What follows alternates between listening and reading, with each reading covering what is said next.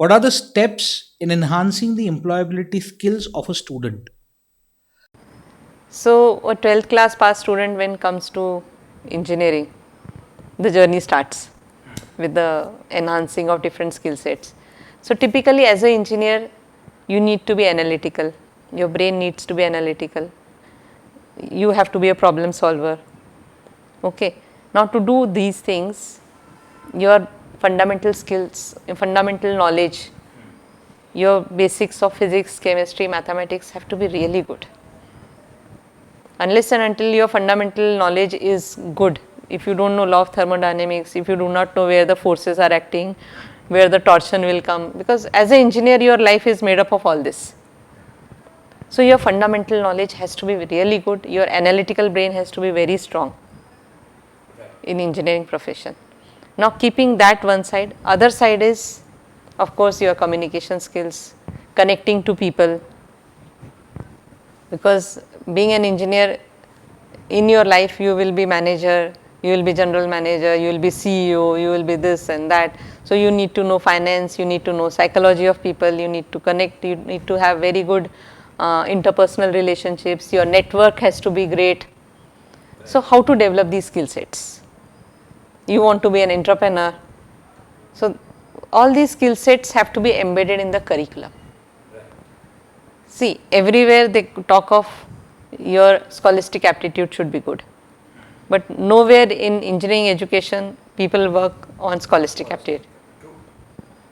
See, initially when we had to introduce in our curriculum, there was a lot of opposition in academic council.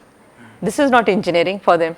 Engineering is all about calculus and differentiation and formulae and thermodynamics and strength of material, isn't it?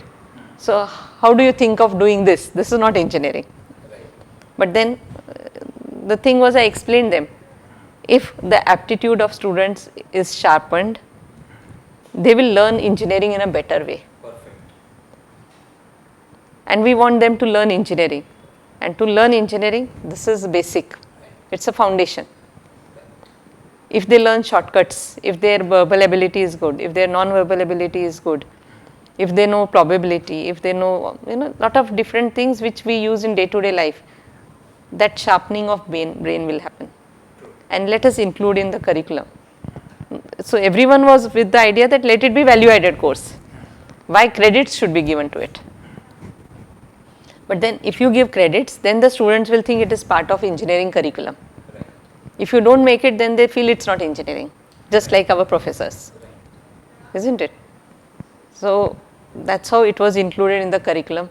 So scholastic aptitude will sharpen the brain, it will improve their analytical skills, it will improve their problem solving abilities, which we want an engineer to do. So why not try it?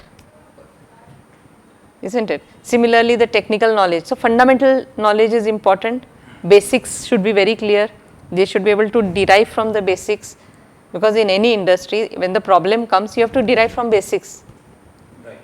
Find a solution to that problem. So let us start developing that thought process. So these were some of the basic things which we thought in autonomy, and the curriculum was framed accordingly.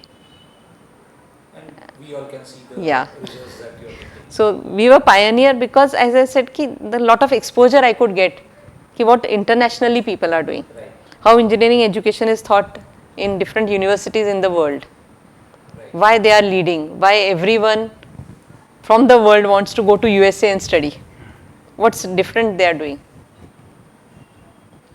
So some of the things we could take from there.